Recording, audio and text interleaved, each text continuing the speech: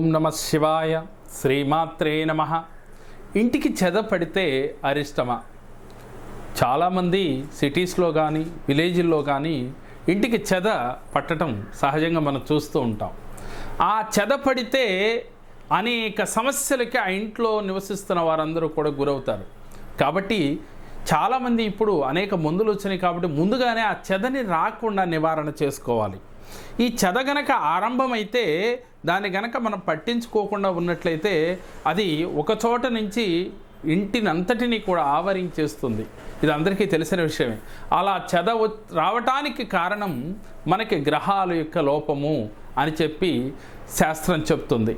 అయితే మహావిష్ణువు అంతటి నోడిని కూడా చెదలు ఎన్ని ఇబ్బందులు పెట్టినాయో శ్రీదేవి భాగవతంలో స్పష్టంగా లిఖించబడి ఉంది.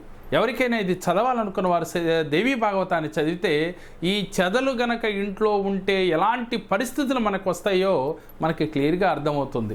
గృహంలో కలహాలు వస్తాయి, గృహంలో మనశ్శాంతి ఉండదు, గృహంలో అశాంతి ఎక్కువగా ఉంటుంది, ఎప్పుడు ఆనందం ఉండదు. కాబట్టి ఇంటికి చెద వచ్చింది అంటే మన జీవితాలలో ఇబ్బందులు తలెత్తున్నాయని అర్థం. గుర్తుపెట్టుకోండి. మీకు ఇది కరెక్టా కాదో తెలుసుకోవాలనుకుంటే శ్రీదేవి భాగవతాన్ని చదివితే మీకు ఈ చెద వల్ల మనకు వచ్చే విపత్తుల్ని మనకి అర్థం చేసుకోవచ్చు. కాబట్టి అలా గనక వచ్చి ఉంటే ముందు మీరు ఆ చెదల్ని అంతటితో రూపుమాపుకుని ఇంటిని శుభ్రంగా ఉంచుకున్నట్లయితే లక్ష్మీ కటాక్షం, అలాగే ఇంటిల్లపాది కూడా ఆరోగ్య ఐశ్వర్యాలతో ఉండి తీరుతాం. చెదల వల్ల అన్ని ఇబ్బందులు ఉన్నాయి, తస్మత్ జాగ్రత్త అని మరొకసారి మీ అందరికీ కూడా తెలియజేస్తూ ఓం నమ శివాయ. మేము చెప్పిన వీడియో మీకు నచ్చినట్లయితే లైక్ చేయండి.